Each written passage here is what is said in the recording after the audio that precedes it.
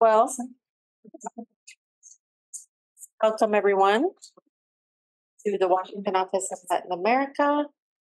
We're very pleased today to have this discussion that we're co-hosting with the Atlantic Council with Juliette de Rivero from the High Commissioner for Human Rights Office in Colombia. It's very gracious and very kind to give us this space so that we can hear from her about how the situation of human rights is going according to their assessment, and also ask her a whole bunch of questions. So today we're going to have Juliette talk a bit about the report and give us the highlights, and then we will have Geoff Ramsey, Senior Fellow with the Atlantic Council, do a brief presentation about some of the stuff that you're working on in Colombia, and then we can have an open back and forth on whatever issues you all want to delve into further. So Juliette has been with the United Nations, not consecutively, but you put it all together. She had to take out the calculator for 20 years.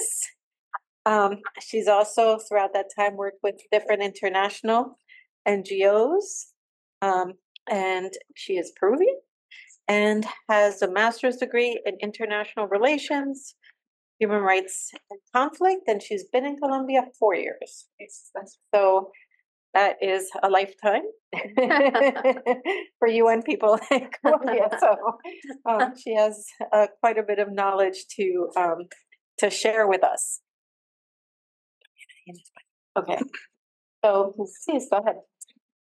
Okay, great. So thank you so much to WOLA and the Atlantic Council for hosting this event. I am the representative of the High Commissioner for Human Rights in Colombia.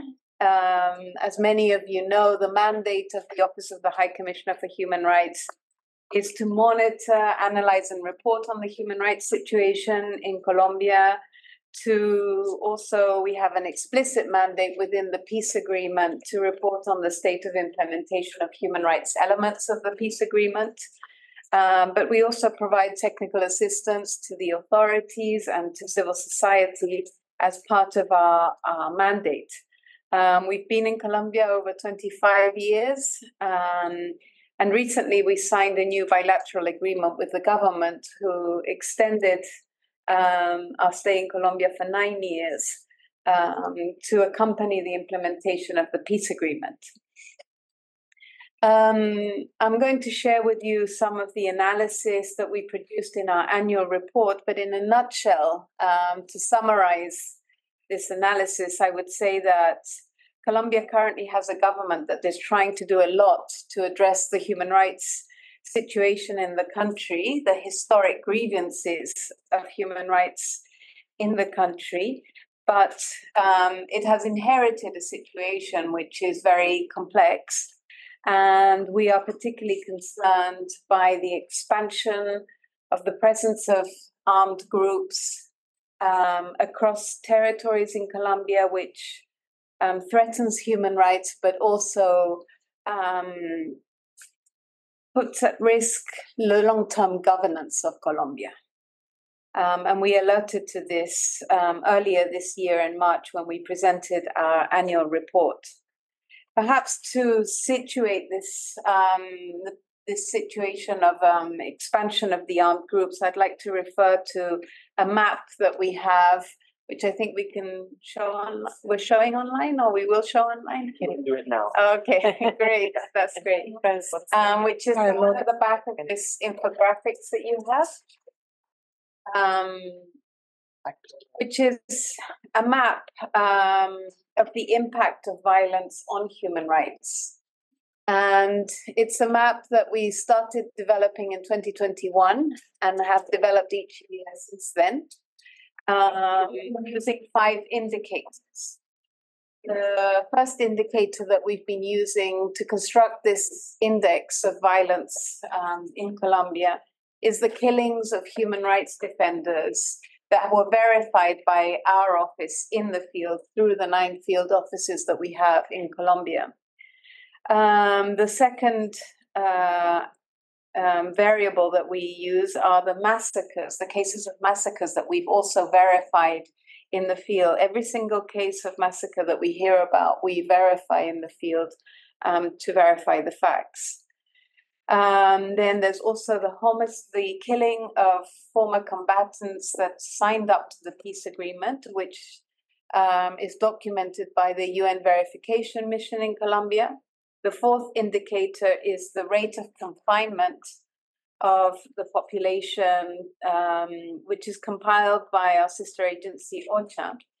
And as many of you know, who know Colombia, armed groups not only are responsible for different forms of violence, but one of the forms of violence is confinement, confining people to territories where they can't leave from.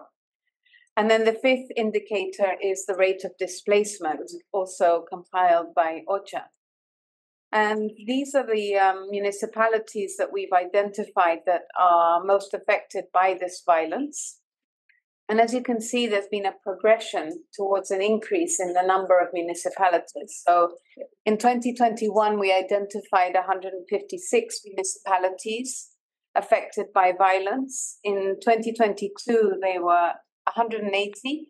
And in 2023, these went up to 206 municipalities that are affected by these forms of violence, which shows two things. I mean, on the one hand, the geographic progression of the presence of armed groups, which has expanded over the past 3 years, but also the expansion and the intensification of the violence that they use against the population, which is a serious concern.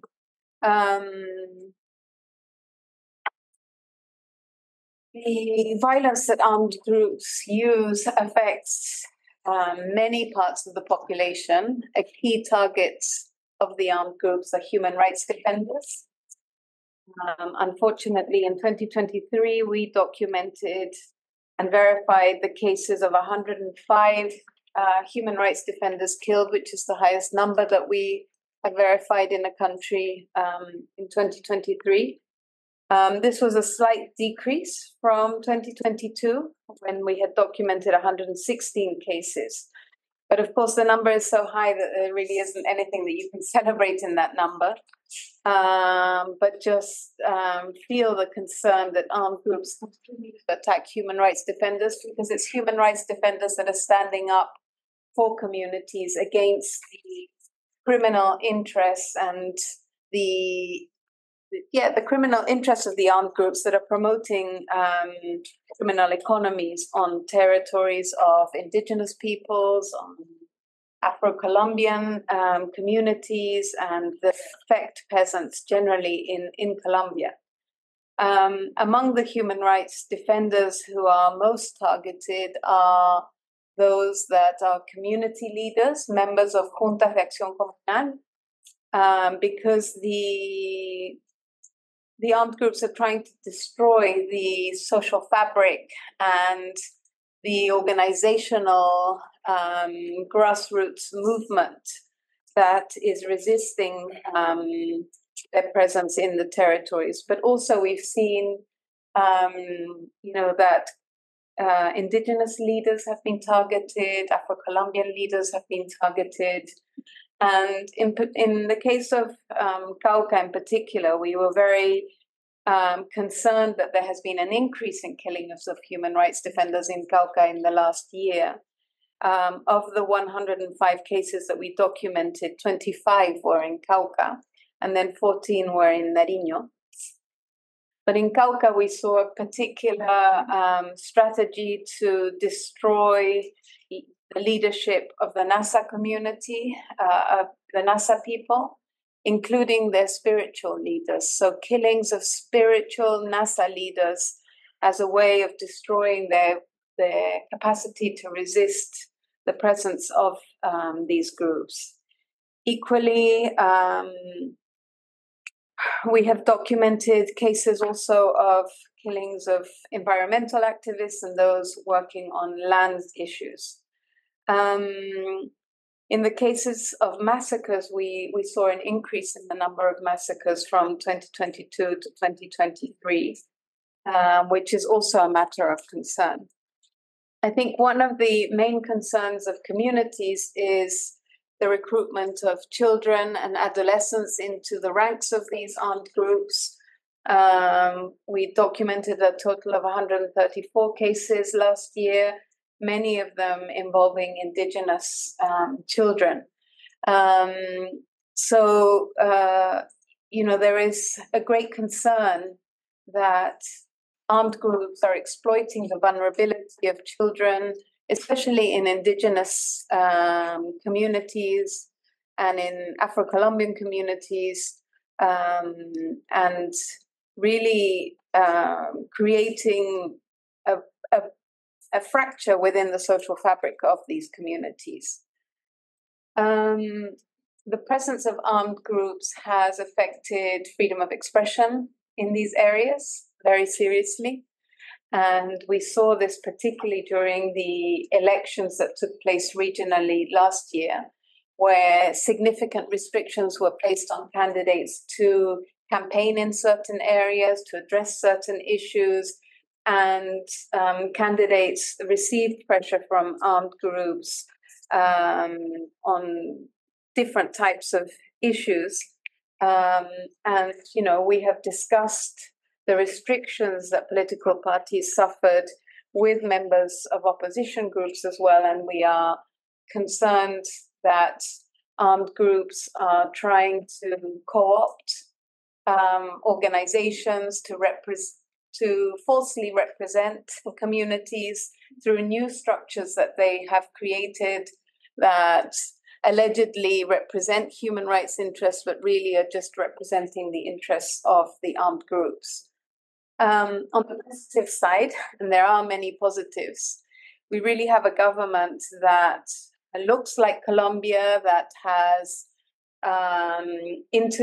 has developed representation within the government structure, a government that has recently adopted the policy for the dismantlement of armed groups, which was a commitment contained in the peace agreement, which hadn't been acted upon by the previous governments, neither the Santos government nor the Duque government, but that this government has adopted. And it's a very important policy because it doesn't look to demobilize armed groups, but rather to dismantle the enablers of armed groups. That is the financial systems that enable them, the corruption that enables them, the impunity. And therefore, we think it's a priority to start implementing this policy in some of these territories. And in fact, the map of violence that we developed has helped the government to identify some of the key areas where they need to start implementing this policy of dismantlement. We also celebrate the arrival of a new Attorney General with a strong human rights focus and a commitment to address impunity for the killings of human rights defenders, but also to prioritize the dismantlement of armed groups as part of her new vision for the Attorney General's office. Colombia also has a new human security policy, which is a radical change from security policies of the past. And this policy puts the protection of life and the environment as the main objective of the main security objective for the country, and recognizes that security shouldn't just be a matter for the public security forces, but for all authorities, and that security also depends on changing conditions in which people live in, which we think is very important. The government has also made progress on rural reform, adopting an agrarian jurisdiction, recognizing the rights of peasants. There have been many advances on the transitional justice front, and particularly this government has made it a point to recognize state responsibility for grave violations of the past. And for the first time, the president himself, the Minister of Defense have participated in important acts where they have recognized the responsibility of the state, particularly for the extrajudicial executions, so-called false positives, committed during the conflict.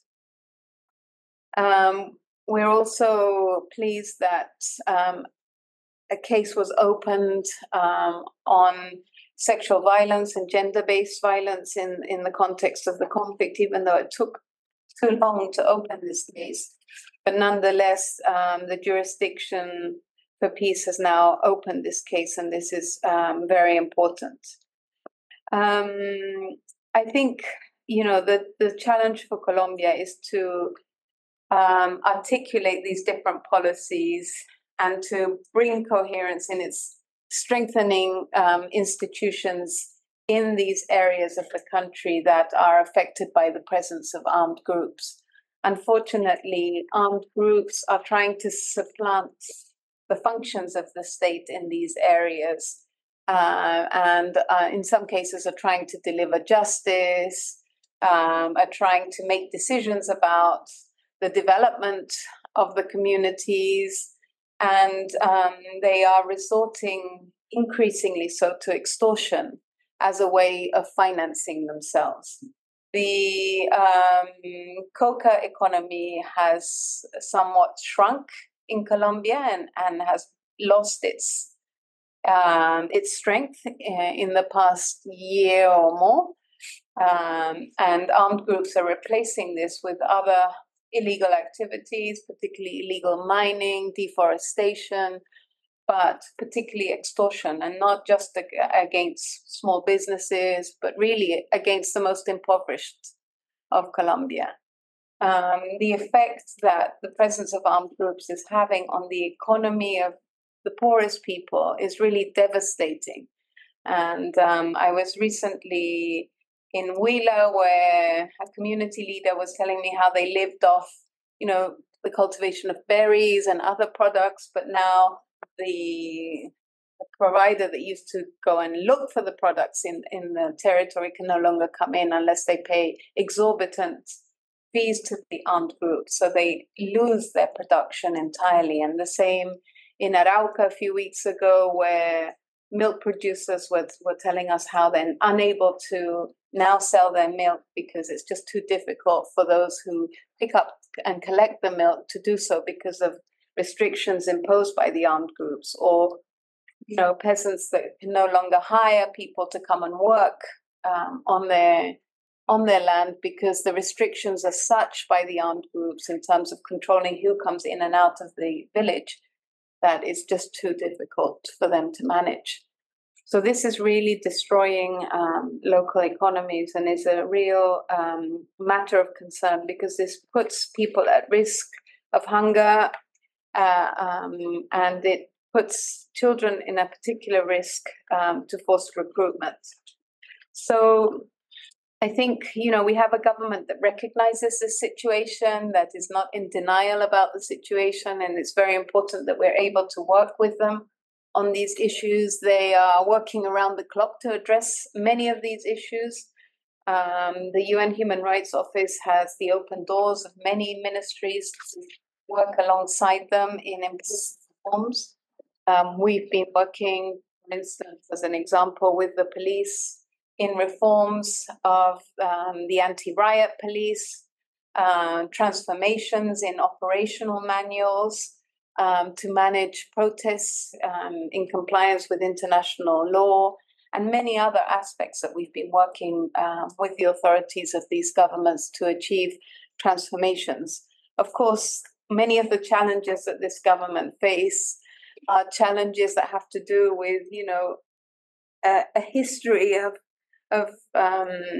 inequalities in the country, and it will take some time to revert these trends. But as I was discussing with some people in Congress, I think Colombia has all the resources it needs to meet these challenges. Unlike many countries that experience conflict in Africa or even in some parts of Latin America, Colombia has the human resources, has the wealth, has material resources and the diversity to provide solutions to these situations. And therefore, I think there is hope in finding solutions, but also the international community's engagement on Colombia has been very instrumental to ensure that that happens. And I think particularly here in the US, it's very important that the US continue to support a human rights agenda for Colombia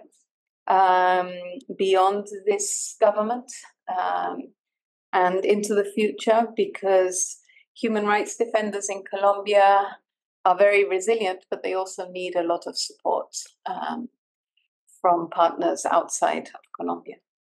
So maybe I'll just leave it at that, and I can, just answer questions on other specific issues that I may have overlooked or forgotten. Sure. Okay, so now we're going to hear from Geoff Ramsey. Thanks. So I have more questions than answers. So for those of you who don't know me, I'm Geoff Ramsey. I'm a senior fellow at the Adrian Arch Latin America Center at the Atlantic Council. Our sort of flagship initiative on Colombia is the U.S. Colombia Advisory Group, which is a multi-sectoral working group that brings together pretty much every current living U.S. former ambassador to Colombia and most Colombian ambassadors to the U.S., as well as representatives of trade associations, private sector, and increasingly social leaders in Colombia, which is something that we're working on. One thing that we found in recent years is that the U.S.-Colombia relationship is increasingly more about not just counter-narcotics and commerce, but also human rights. And that's been interesting to see how this issue has really come to the forefront in discussions of the U.S.-Colombia relationship in recent years.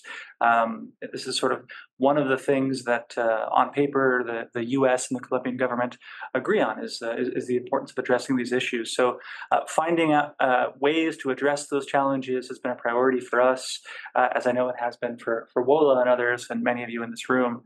I think the challenge is that while many of the problems that this government inherited are structural and difficult to address, the reality is that we're approaching the halfway point in this administration in just a few weeks, and so at least what we're tracking at the Atlantic Council is an increasing sense of expectancy. The training wheels are off. Some of these issues really do need to be addressed in a more comprehensive way than we've seen so far. Just a couple of things that have come up in some of our discussions in our advisory group and some of our conversations with stakeholders in Washington are just sort of, three things. The first is the proliferation of armed groups, as you talk about it in your presentation and the report. The ICRC classifies 8 domestic armed conflicts in Colombia, 3 involving the Colombian state, and then 5 between existing and emerging armed groups. The reality, as we all know, as you've done a great job of presenting, is that marginalized and rural communities are disproportionately affected by that violence. The other is the difficulty in sort of picking and choosing priorities as the government grapples with sort of a shifting security strategy. The question is, how do you continue to prioritize the implementation of the 2016 agreement, but while also struggling to implement this total peace strategy? The other thing that often comes up in our conversations is the lag in implementation of the National Crop Substitution Program, which obviously feeds into discussions of violence and the influence of armed groups in the country. I should also note that we recently hosted a delegation of mayors, society leaders in Colombia from Cauca, Cauca, La Guajira, and Chocó. In fact, we were glad that WOLA was able to receive them here in this room just a few months ago. Some of the things that came out of our discussions with our stakeholders and our delegation participants were how that plays out at the municipal level. There's a real need to ramp up the implementation of the PEDETs, but also a concern among municipal authorities that the PEDETs were based on a snapshot of violences that existed in 2017, and a concern that may not represent the realities of violence and human rights abuses today. So just sort of an emphasis on real-time data and appropriation of resources to existing challenges rather than looking at a snapshot that is increasingly outdated. The other is the ethnic chapter and the ethnic approach in the peace accord. The last count I had is that the ethnic approach stipulations were 70% either not implemented or implemented minimally. So that's concerning, obviously, given, again, the disproportionate impact of the violence on these communities.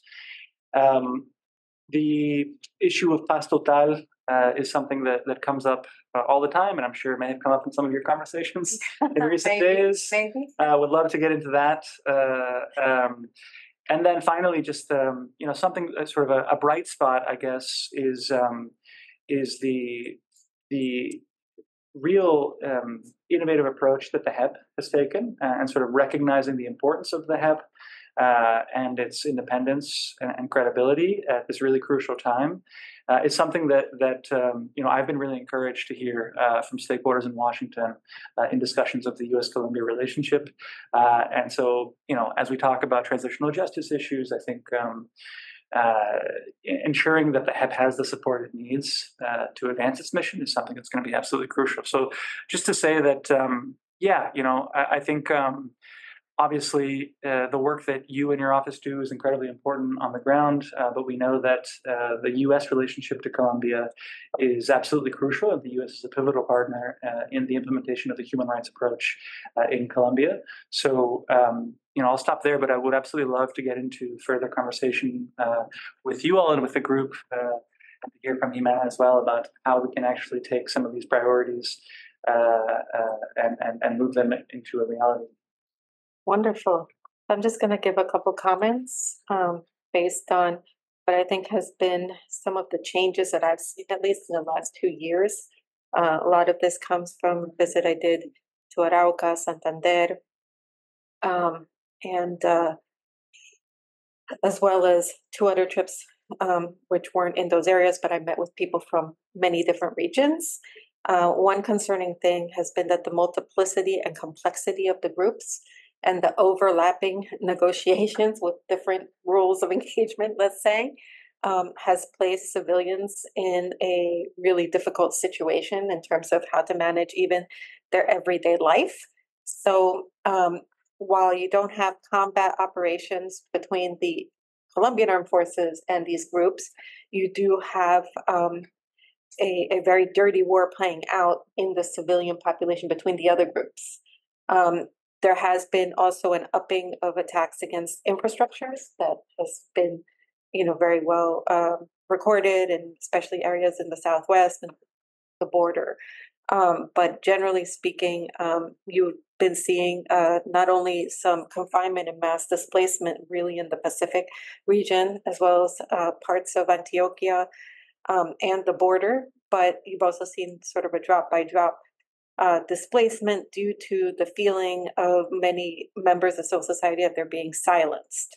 The cooptation that is taking place isn't just cooptation of community councils or local organizations. That is really prevalent in the Pacific, might be in other parts, but from what we've received, and very, very problematic because it's really silenced those groups a lot more or divided them. It's made it very difficult for certain groups to operate. I mean, for example, in Cauca, the different civil society groups are really divided. And a lot of it has to do with this distrust that's been fomented by the groups doing these activities. You've also seen the cooptation from the larger structures of smaller bands and structures. Let me explain what I mean. So on the border with Venezuela, you had the ELN, you had the Segunda Marquetalia, and you had a little bit the EMC, and you had paramilitary groups. All of these groups at the same time would co-opt local bands, including some Venezuelan bands in those areas. And so one thing that we've heard from human rights defenders is that, well, the FARC the EMC, or they know who I am, they're not going to kill me. But the person from the local band that's being hired is going to kill me because they don't know who I am and they don't know the importance that I have in the community. So we heard that a lot also in the Pacific, especially in Buenaventura, where it's like, okay, the chotas, smart-nosed, are not going to kill me, but I know that these other structures are utilizing X and X persons of the smaller groups that they're using as their hired guns, and that is a major threat. And so it's kind of interesting that we're seeing that dynamic, and I'm really not sure how to properly address it because all of the, I would say, incentives to prevent the killings, with raising profile, with all of that, don't necessarily apply if you have a structure that doesn't have that direct hierarchy and can be so easily bought hired guns kind of thing, right? Another thing that we've noticed, and this is something that the different international organizations working in Colombia have started to highlight publicly, which they hadn't, and I haven't seen this for a very long time. Colombia has always had an interesting situation of, extreme violence. However, the amount of violence against humanitarian workers and the respect of international law when it came to the space for humanitarian actors to act has been pretty much respected. Not perfect. There have been incidents, whatever, but compared to other countries in the world, this is no longer totally the case. There have been a lot of reports of attacks on humanitarian missions. There was a big event that happened at Auca where illegal groups, in this case it was ELN, went in and took people out of an ambulance of the ICRC, that kind of thing. That sort of thing is really limiting access to different peoples. And it also shows that the rules of the game are less respected. So talking to the ICRC about this in Colombia, they're like, well, we continue to do our work. We continue to consider most of these groups that we should engage with because de facto they fall under international humanitarian law, but it's been more difficult, basically. And I'm not quite sure what's going to happen with that, but I do want to mention that as well because Colombia is a transit country. And Colombia is the receiving country of so many migrants. And unfortunately, they get caught up in all of this, not just in the forced recruitment and all those things. The last thing two things. The last thing I would mention is the situation in Cauca is just tremendous. One part is northern Cauca, where you have all those situations having to do between the different Afro-Colombian indigenous groups, but the other is the whole situation with the NASA and the EMC. So the EMC fractured and has had also a habit, because it's forcibly recruited so many indigenous, to in many ways include in its ranks indigenous peoples that were sanctioned by indigenous justice, who have a huge resentment towards the indigenous authorities for that. That the indigenous justice system, will make someone, I don't know, clean the barns or whatever, or parade them around or whatever, to sort of sanction them for having interaction with illegal groups. And so there's a lot of resentment there. It's kind of become this infighting when it comes to the indigenous parts of this, which is, I think, very, very problematic, and never seen it to this extent that we're seeing today. That really requires some new thinking on how to address. That said, lawyers and others who work with these groups are also the target of attacks. We just put out our latest urgent action. In 3 of the biggest cases, it's all indigenous leaders or people working with indigenous leaders, which is problematic. On the US, we have many challenges. The first challenge is a lack of attention and visibility. Colombia is not top of the list of what everybody's thinking about. Then we have an ideological challenge, which is the polarization within our own country and with our own Congress, not helping things. Last year, we went through the whole zeroing out of aid and then finally getting the aid back in.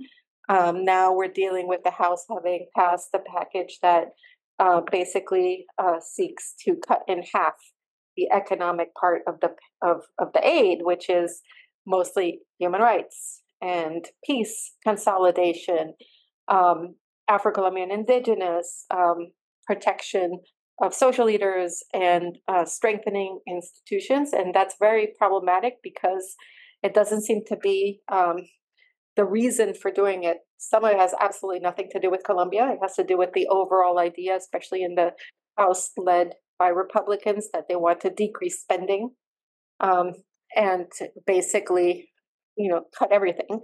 But also, it partially has to do with an idea that if we don't like a certain government, we're just not going to support them. I think this is a huge and terrible mistake because, first of all, the US funding is not going to government per se necessarily only. It's going to the people of those countries. And the investment made for over 20 years by the US is finally starting to see some major difference. And so it'd be a total mistake. The part that we're very worried about, too, is it's not clear what financing will go to the UN, especially to the High Commissioner for Human Rights Office. Just from what you heard from Juliette, they do a tremendous amount of work that is vital to this, and they've been doing it no matter who's in government. They're the trusted source on all of these issues, and an independent analysis and presence in a lot of these areas is crucial. So that's where we are with this. We know that the Senate is going to be coming out with their version of the bill in the next week or so. They're working on it, so it might take more than that.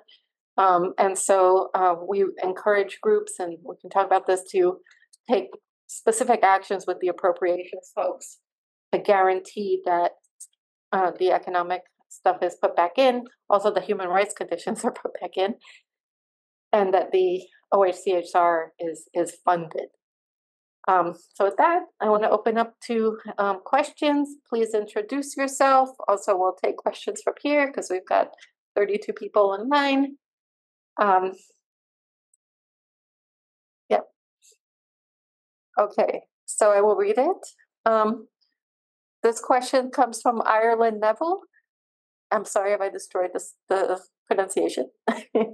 And says, you mentioned that Colombian armed groups have decreased their reliance on cocaine production to fund their operations and have moved to extortion, illegal mining, and containment.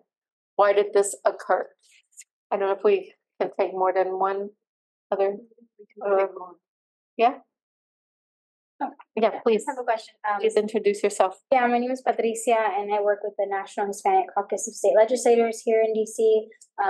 We have we do a lot of kind of like liaising between state legislatures and the federal government. And I personally did a lot of work with Ecuador, specifically looking at why they have kind of gone into a lot of armed conflict with local rebel groups. And so my question really is, what are the regional opportunities for addressing the prevalence of armed groups? I know that a lot of the reason that Ecuador kind of got into instability was because of the dismantling of the FARC. And so, coke production doesn't just end, it ends up moving and finding different ways. So just wanting to know what there has been in terms of like regional cooperation, because a lot of it ends up coming in and out through, dangerous neighboring countries. And then Professor.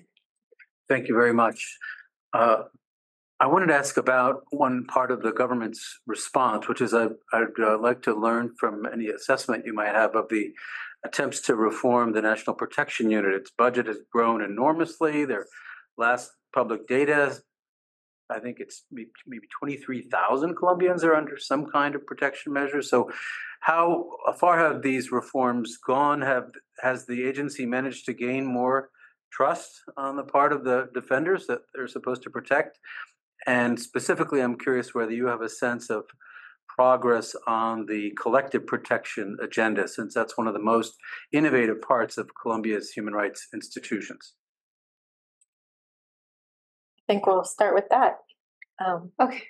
I'll let you start first. Okay, thank you so much. Well, I'm not a specialist on the drug trafficking dynamics, as it were, but we understand that there has been a dip or a decrease in the demand, or maybe the supply was too high for cocaine, and this has affected the market. There are other theories about why the market has been affected since this government came in terms of changes that it made from the beginning. But I mean, I don't think there's one theory about why this has fallen so much. But I think it is important that, other criminal kind of activities have quickly replaced this. So it really tells us what many people have said for a long time, which is it's not really about the drug trafficking. It's more about the lawlessness and about the abuse and the impunity of these kinds of actions. And, now there's deforestation, now there's trafficking in persons, which is increasing.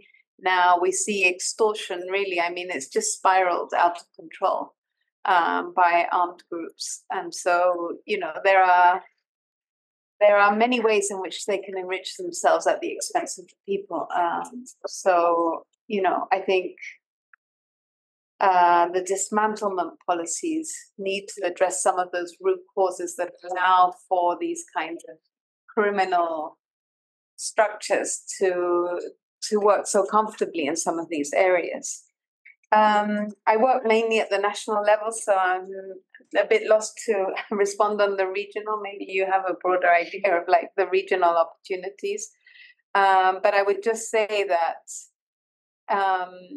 the peace agreement of 2016 in Colombia provides a roadmap to address, some of the root causes of this violence that, yes, then can spread into other countries in the way that it did in Ecuador, threatening Ecuador's democracy and governance.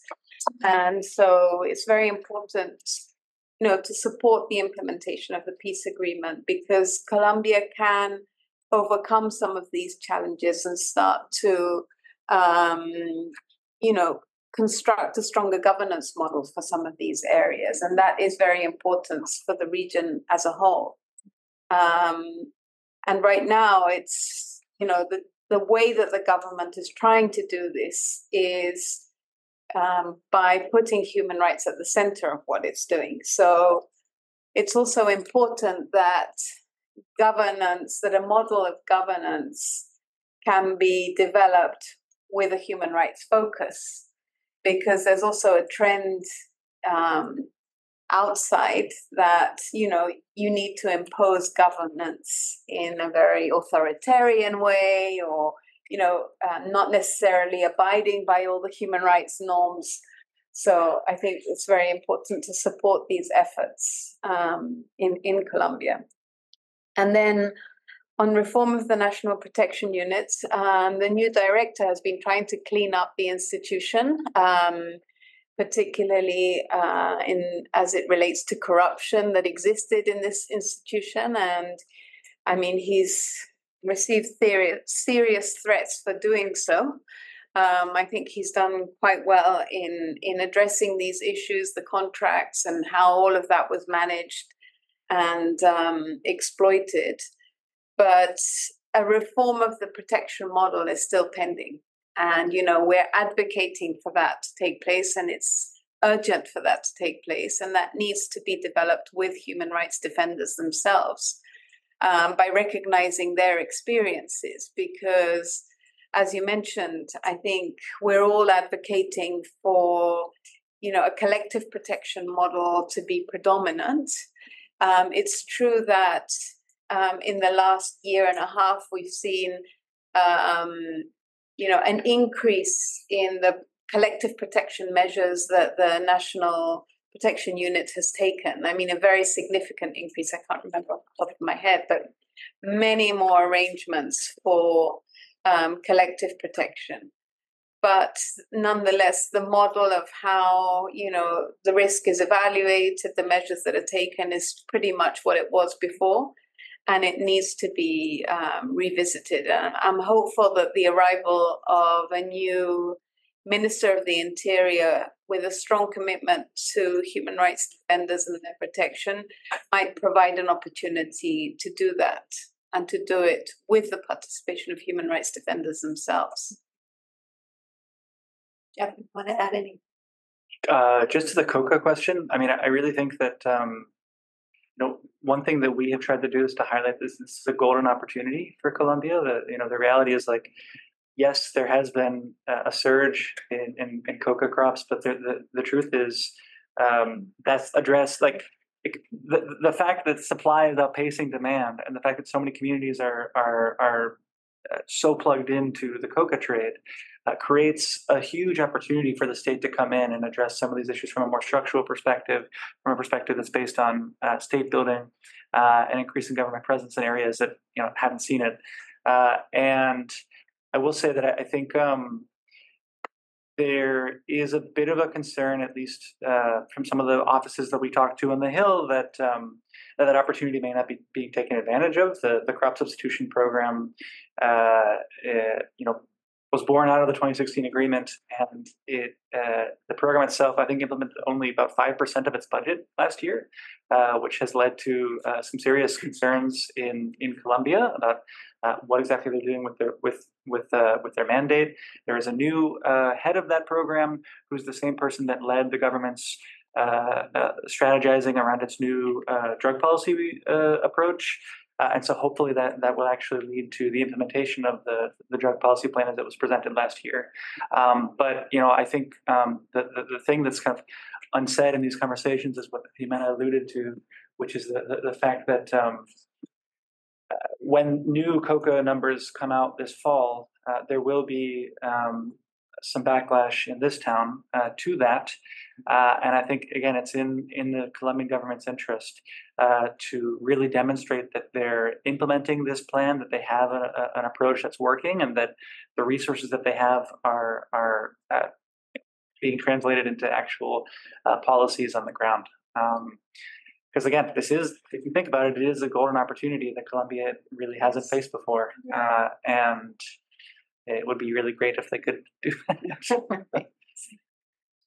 I just want to add two things, and then we'll take another round. So on the question of the regional issue, I just wanted to add, partially, some of it has been the displacement of some of these groups into those areas, although the borders have been porous, and northern Ecuador has had a lot of issues for a long time. It just never came to the level that it did now, or the level that it would disrupt the political system the way it has. You have another issue, which is Colombia doesn't have a very good track record in reintegrating its own former soldiers. And this has been a major problem. You've been working a lot with Veterans for Colombia, and so I've been hearing a lot about this. We've been seeing the exportation of practically mercenaries. They don't like to be called mercenaries, but that's what they are. Not just in Ukraine, but also in Ecuador, Haiti, or what have you, partially because folks feel that once they leave, they don't have many opportunities.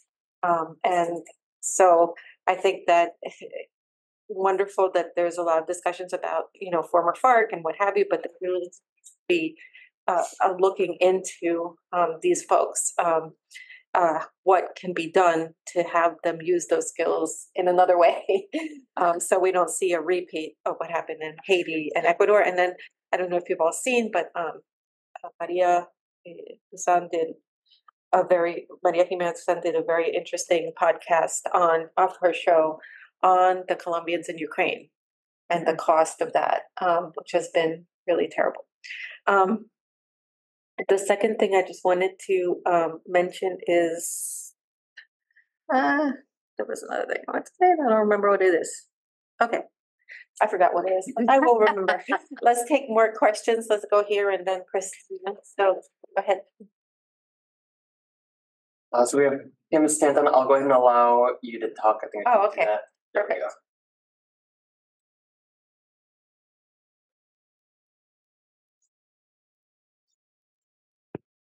Sorry, thanks to WOLA and Atlantic Council for hosting this. Can you hear me? Sorry. Yes. Yeah, great. Okay. So I have three questions quickly.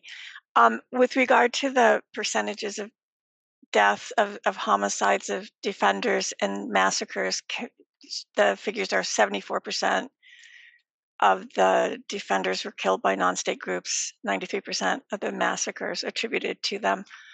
Who is responsible? Could you just quickly say who's responsible for the balance? Second question, in the range of issues that you talked about that you're collaborating with the government on or working with the government on in terms of new policies, I didn't hear you mention anything about intelligence reform, in particular, taking into account the recent Inter-American Court ruling in the case of the Kahar. I wonder if you could just share whether the office is involved in looking at intelligence reform questions. And my last question is on the relationship between the one place where there does seem to be a significant improvement, I think, from your figures, that is an important decline in displacement and confinement, yet this spread of serious violence to a large number of municipalities. So could you perhaps say something about what that decline in the rates of the numbers of displacement and confined, what's behind that? Thank you. And Cristina? Yeah, I think it's that maybe with the decrease of the coca business, maybe it's a good time to start to implement new programs in those territories. And because I know USAID has a lot of programs, and maybe they can go there and implement a lot of programs for these communities. Again, I was quickly going to read the other comments. It's great to see people so engaged. From Robert Benz. I'm Robert. In Colombia, is there an international model for addressing extortion successfully? Is there an anonymous means for reporting incidents of extortion in indigenous and Afro-Colombian communities? Then there's a comment from Yancy. Fentanyl might be taking over the cocaine business. This might exacerbate our conflicts in Colombia since cocaine dealers will be fighting for a few requested shipments of cocaine. This is just hypothesis. And then she also said it is overwhelming to see statistic of indigenous people being killed. I know this is not new, but I think it is getting worse. Any new reasons? So let you take a stab at those first.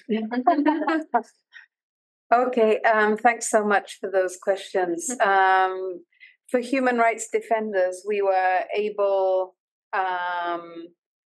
to attribute responsibility in 74% of the cases to the various non-state actors. Although we never publish individually which groups, but we manage those statistics. But the rest, either we weren't able to determine exactly who had responsibility, or it had to do with local power structures that were in play against human rights defenders, like in the case of land disputes, or in some cases where human rights defenders have challenged local authorities legally or denounced corruption of local authorities, then local authorities may have been involved in their killing.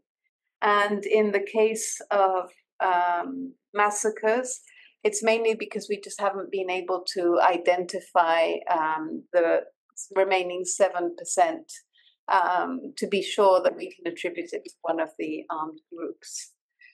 Yes, we're involved in the discussions on a new intelligence law, and we've been providing inputs into how international standards need to be incorporated into this new law. So we've been very active on that front, but also working with some of the intelligence services themselves who are trying to change some aspects of the intelligence gathering to include human rights indicators as well in their analysis. So we've been working with them on that.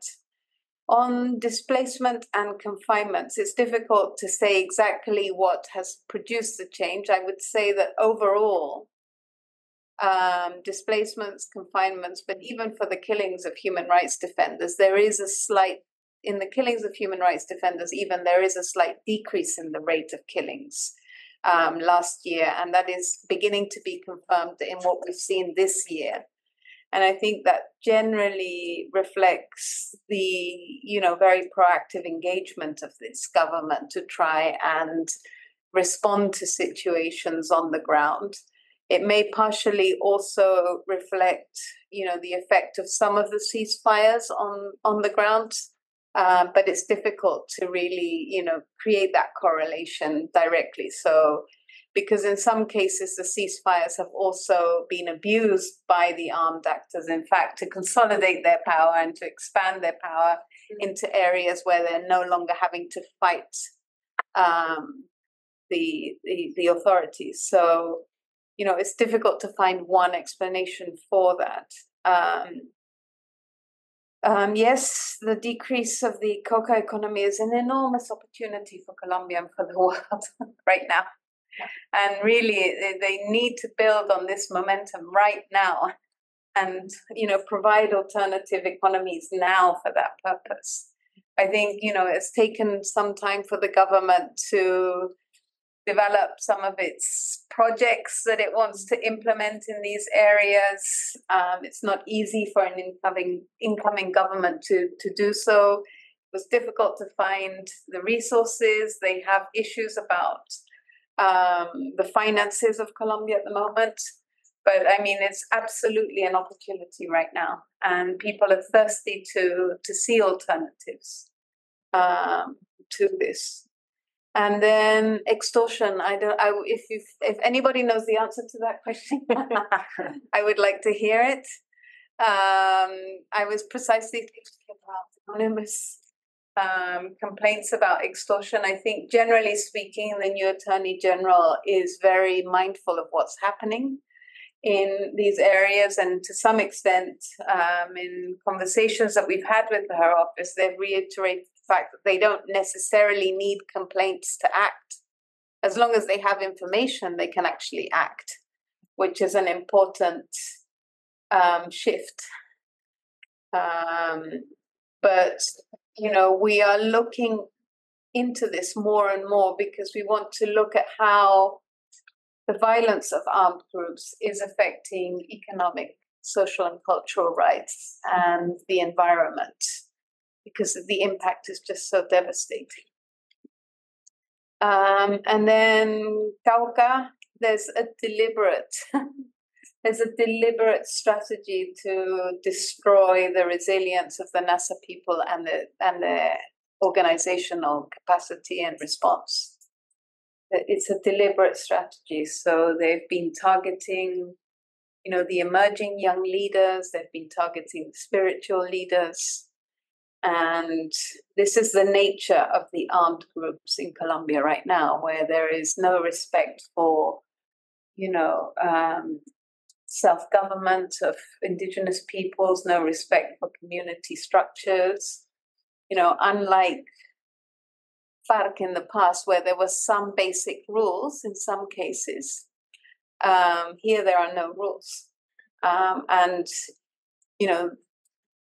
the concerns of indigenous peoples are not important to the armed groups or of Afro-Colombian communities. So there is complete disrespect and a definite will to destroy community organizations, and that's what we're very afraid of what that will mean for the future, because it's these structures that have been, resisting conflict for so many decades in Colombia, and that have been promoting peace for so long.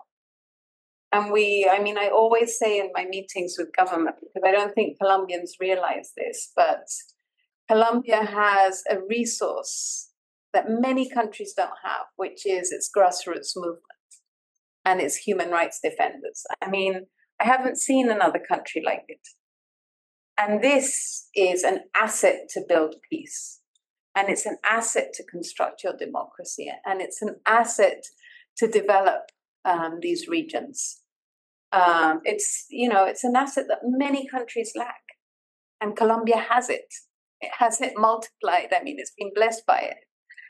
And the armed groups know this very well. And that's why they're trying to destroy this, because this is the main impediment to their illegal activities. And that's why we've advocated for the government to have structured dialogues with grassroots movements about how to construct peace in territories. Not just with armed groups. And that participation of grassroots movements shouldn't only happen in the context of discussion with armed groups, but in its own right, because the government can, strengthen them and strengthen local authorities to consolidate peace in Colombia. And so this is something that I think, particularly this government, that is born out of a lot of these movements, needs to prioritize more significantly. I remembered what it was I was going to say before. Okay. I was with the Ministry of Planning in Colombia recently, and we precisely had a whole conversation about the coca economy. And from what I understand, there are plans to try to see how the coca leaf can be utilized in other ways, especially in indigenous territories, doing pilots, what have you, or maybe taking a model like the one in Peru where you had an actual state-owned company that would buy the coca to then export for multiple uses. Yes. And I mean, that would be awesome if that happens in many ways. The second one is more about the idea of this, the popularity of the Bukele model in the region. Last week, at an event where President Petro spoke, he was asked about this. And he was precisely asked, what is the alternative model? What are you proposing? And so he talked about first how he was incredibly attacked. I think you all know on Twitter and so forth by Bukele, and Petro Bukele had a big fight. And he said, well, Colombia had an experience with the Bukele-like model, the democratic security policy. I mean, yes, a different context, a place of conflict, a much bigger country, what have you, but that hard line, take no leeway approach, using informants, everything and all that is what led to that massive human rights abuses that just continue to fuel the conflict for many years to come. So I just thought that was an interesting answer that he gave, that we may not have a perfect alternative that fits and addresses things quickly and fast, but that the thinking in Colombia, at least from his government, is that other model doesn't work. We're going to try the combination of total peace with major reforms and investments in rural areas to see if we can address some of the security situation. So we can take maybe one last round. I know Javier had a question. I don't know if there's any more online. No. Okay. So Javier. Thank you. Yeah, Javier from Global Witness. So yeah, two main questions. One, I know your report includes many recommendations. If you could say maybe what are the two key actions you think the government should be taking on human rights defenders, and your engagement with the government, how you see in terms their incorporation of those recommendations. And then my second question would be, I think I see not only an opportunity in terms of a new government, but there's also changes in other state institutions. So you mentioned the Office of the Attorney General, but also we'll have soon a new Defensoría del Pueblo, a new defensora. So if you could maybe say a little bit about some of the challenges of that for the Defensoría and or opportunities with a new kind of possible defensor, and in what direction or opportunities that could bring. So, please. Both of you can just go ahead. Hi, I'm Melissa. I'm a student from Stanford. I was very interested in what you said about the attacks on local elections and the limitations on local elections that happened this year, and also how in the federal government right now there is a lot of people who come from these grassroots movements, like human rights movements. And I was wondering what were the changes in how the armed groups are relating to politics, and especially local politics right now, and in terms of what types of politicians they are financing or reprimanding, and how this has also impacts in the federal politics. If you have any thoughts on that. Hi, I'm Isa. I'm also a student at Stanford, but I'm interning at the Center for Justice and International Law. You talked a little bit about opening the the macro case on gender-based violence and sexual violence, and I'm wondering why that had the timeline that it did. Was there projection for the having language that included sexual orientation, gender expression, or anything that would include LGBT people in the considerations for gender-based violence and sexual violence, and what are challenges that remain regarding that community and population? I had a question. Okay. Part of the questions, but I'd love to hear from you a little bit about how some of these phenomena, how the proliferation of armed groups, changing security have impacted the operation of your own team, and if you've had to adopt different security protocols as a result. Just anything you can share on that would be interesting. Okay, thank you so much for your questions. On some of the key recommendations, we are advocating for an overhaul of the whole protection program for human rights defenders, and for that to be rethought with the participation of human rights defenders themselves. And we think that this is the single most important thing that this government can do. But for some reason, it's been very difficult to persuade this government and the director of the Unidad Nacional de Protección to do this. But, we hope that the arrival of the new Minister of Interior can, perhaps generate a momentum around this. In his first week, he convened the Mesa de Garantías. Oh, yeah. Can you say that? And he did it in his first week, which was something that was pending for the whole of this government, and that should have been something that happened quickly, and yet it didn't. So we're hopeful that could be something. We're also hopeful that the new Attorney General's arrival will prompt a different approach to the investigation of the killings of human rights defenders, to look more at the patterns of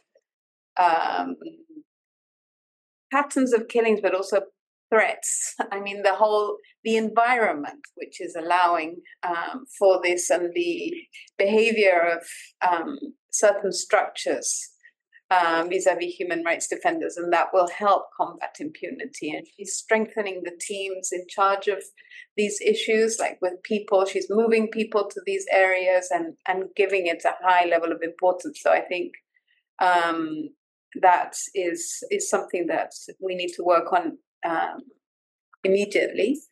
One of the other main recommendations was, strengthening local authorities. Strengthening local authorities because they are so weak in the face of all of this.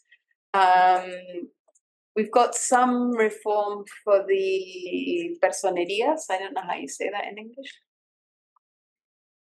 Local ombudsmen, yes, because, as you know, these structures depend on the category of municipality in Colombia. So those that are the lower ranking municipalities get the least resources to set up these offices, which are the first face of the state in response to human rights violations. So now there's been a reform to strengthen categories 5 and 6, which are the lowest categories in terms of financing, but the ones that receive the most problems in terms of the violence that affects them. So, we're seeing changes like that, but I do think that the government has to do more to strengthen local authorities and grassroots movements that are weak in the face of the presence of armed groups.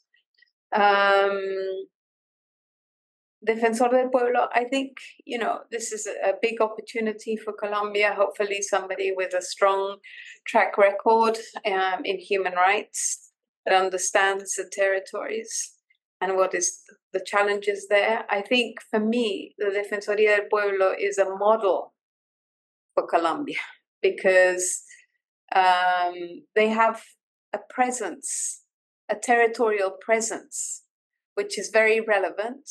They enjoy the trust of communities at the local level, and they've been able to develop their structure nationally in a significant way that really impacts on human rights. So this is a model for other state institutions to follow, like Fiscalia, other structures, and other ministries or service providers. If the Defensoría can achieve this, others can achieve it. It's not impossible to achieve a state presence. So I think it's one of our most important allies with whom we work in the field.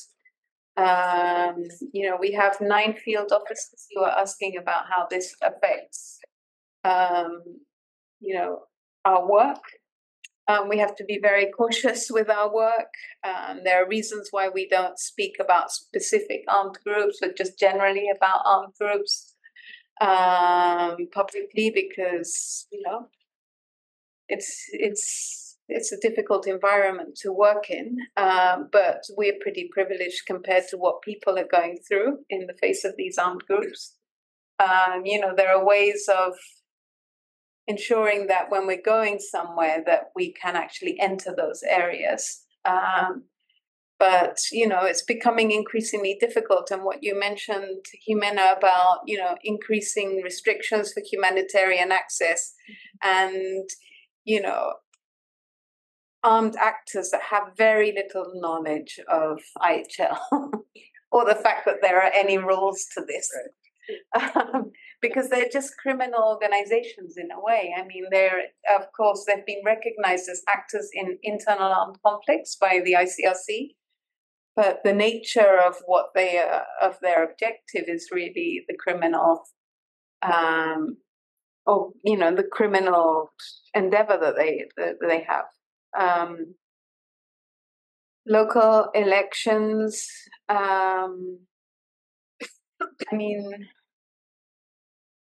Through violence and intimidation and coercion, armed groups have tried to influence the results of these local elections. Some local authorities, it's very difficult to do anything. Asking for permission, like going into certain areas to develop a project without permission of an armed group. They are, they're obliging entire populations to identify themselves, create restrictions on movement. Candidates really could move around territories, and local authorities aren't free in their own territories in many areas. So they depend on armed groups. And of course, there is extreme pressure to take a cut from local budgets and local projects to feed the armed groups. So recently when I was in WOLA the day before yesterday, I heard that the state has had to suspend the program for Alimento Escolar, school lunches or school food programs, because basically the armed actor wanted to take a cut of like 15%. And so how can the state implement a program of school food program if an armed actor is going to take this percentage? Children aren't receiving the food supplies there. So, it's really serious. It's a very serious situation. I honestly don't have an explanation to why the macro case took so long. I honestly don't understand it. This is the one thing in Colombia that I am yet to understand. I'm yet to understand why sexual violence is so unimportant in the social construction of Colombian society. Is it just so normalized? Is that the reason? I don't know. What was alleged was that it would be difficult to determine responsibilities, those kinds of things. but it seems like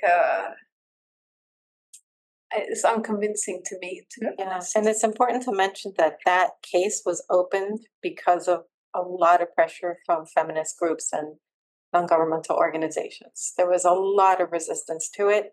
One answer I got from someone from the HEP was that, well, we're already looking at sexual violence and gender-based violence in our other cases, so we don't need a special case for it because it would duplicate efforts. Who knows? But I agree with Juliette. For some reason, that issue is a really, one that I want to touch. It's really strange. I think it will cover also crimes committed against people of the LGBTIQ community, even if it isn't explicitly in the name, perhaps, of the macro case. So I think it will cover all those crimes. And then you want to say anything? No. Okay. One more? Okay, and then we're gonna close.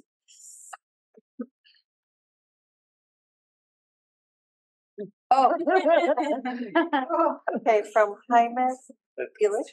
The Colombian regions with the highest number of human rights violations are strictly related to drug trafficking corridors, which fuel the conflict. This, combined with the state's absence and the lack of access routes for farmers in these areas to transport their products,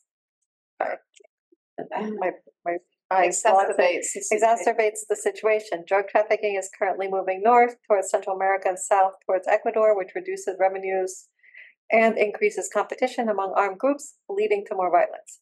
Because the armed groups are not the owners of the drugs but provide security for the traffickers, wouldn't it be better to focus on and support the current government in pursuing the drug lords who launder the dollars coming from the drug trade into pesos used for weapons, as well as transforming illicit economies into legal ones, while not neglecting the ongoing efforts to address the situation?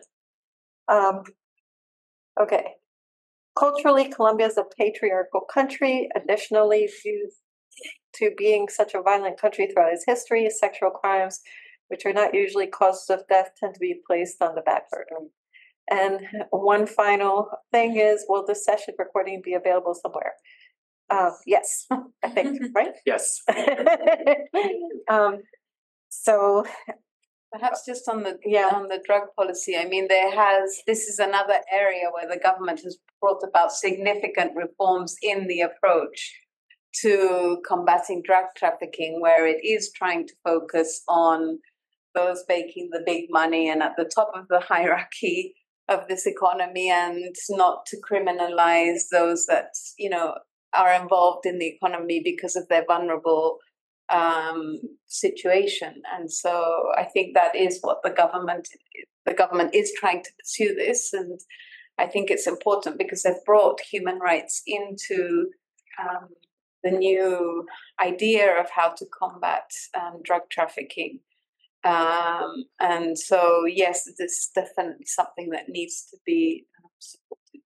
And one final word in our urgent action of this week, which I'm happy to give you copies, or it's on our website.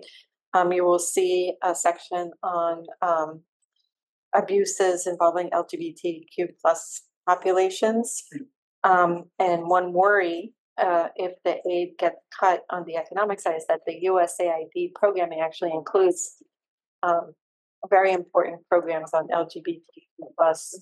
Actually, the US has been one of the ones to push that the most in Colombia. And so that would be something that. So I want to thank everybody who's online and everybody who's here, Geoff Ramsey, the Atlantic Council, and most of all, Juliette, for giving us this opportunity. It's incredibly informative, sobering in many ways. But I think that we all got a lot from your presentation, and we'll be using it in our work. Thank you so much. Thank you.